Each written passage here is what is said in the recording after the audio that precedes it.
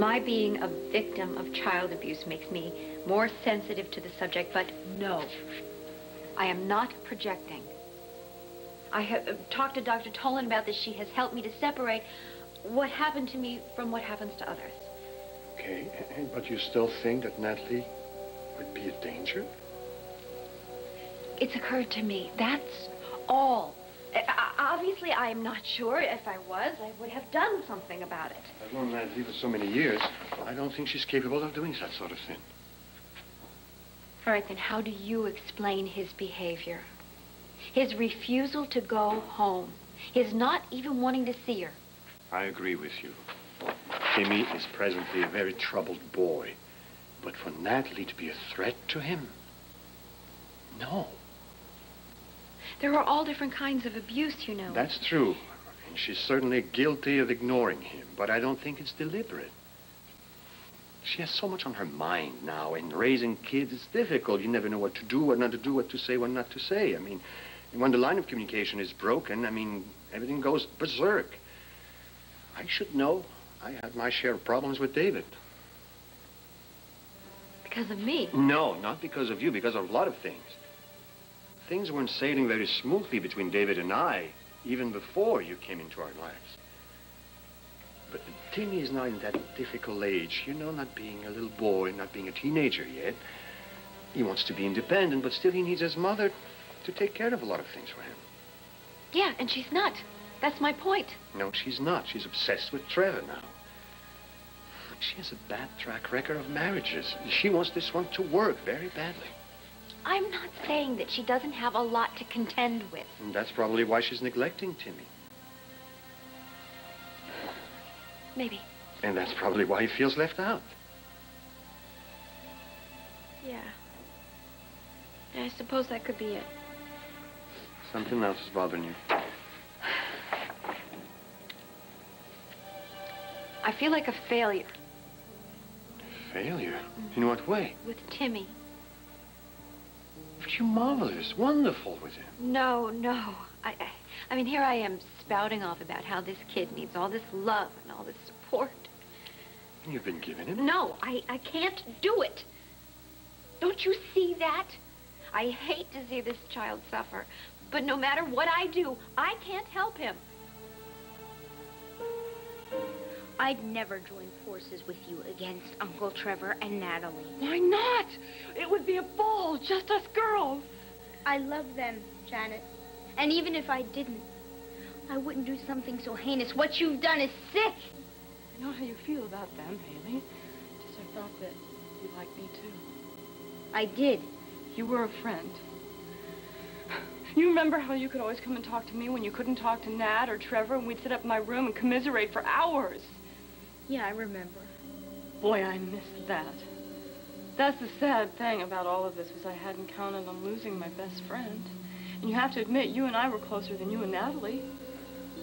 I thought I understood you then. You did.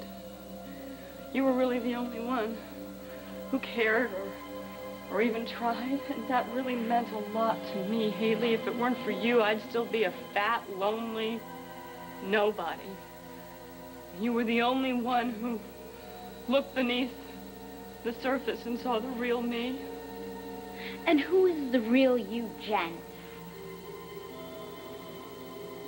A desperately unhappy woman. But, I mean, you gave me the oomph to make myself over. Lose the weight and fix my hair. I mean, thanks to you, I feel better about myself. I wanted to help you better. Then help me now, please, Haley. I need you to be a friend now. And that means keeping my secret. I mean, look at me. I'm finally the woman I want to be. Don't I deserve a chance to be happy?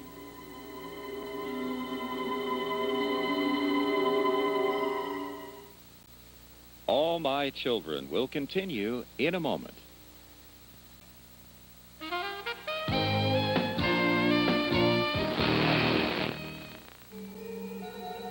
I used to feel sorry for you. I thought you were so sad. I was? No, you weren't. You were pathetic. Don't say that. It's true. For someone who wants to be so loved, you're clueless on how to get it. You don't sneak into bed with your sister's guy. You don't lie and deceive to the people you care about. Uncle Trevor doesn't love you. Yes, he does. No, he loves Natalie. The real Natalie.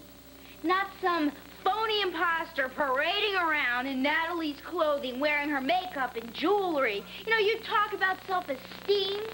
How can you possibly feel good about what you've done here? You've stolen your sister's life. Not just Uncle Trevor, but her son and her friends. They accepted me. Not Timmy. Well, now that I'm going to let him keep that stupid dog, he'll come around. Well, if you think that I'm going to go along with your sick lie, you can think again. Because you're hurting too many people that I care about. You really expected that I would go along with this wacko game? It's not a game, Haley. And if you were a friend, you would. Well, I'm not your friend, Janet. My membership on that very limited club has just expired. And if you think I'm going to help you with this sick charade, I wouldn't do it if my life depended on it. Now, stay right where you are. Get away from that door, Janet. Oh, you know, Winston, I really wish you didn't have this unfortunate attitude because it's going to make this a lot harder. Move! You want me to move? Yeah.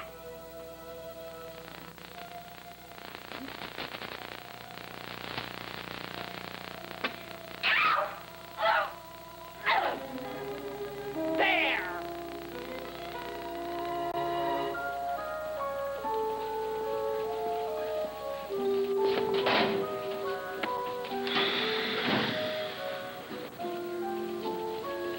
Hey, look, I hate to take off before you, but... What, do you got a date with Mimi? Yeah. So, why the long face? I'm just worried. About what? Just things. Such as... what things? Such as the future, Trevor.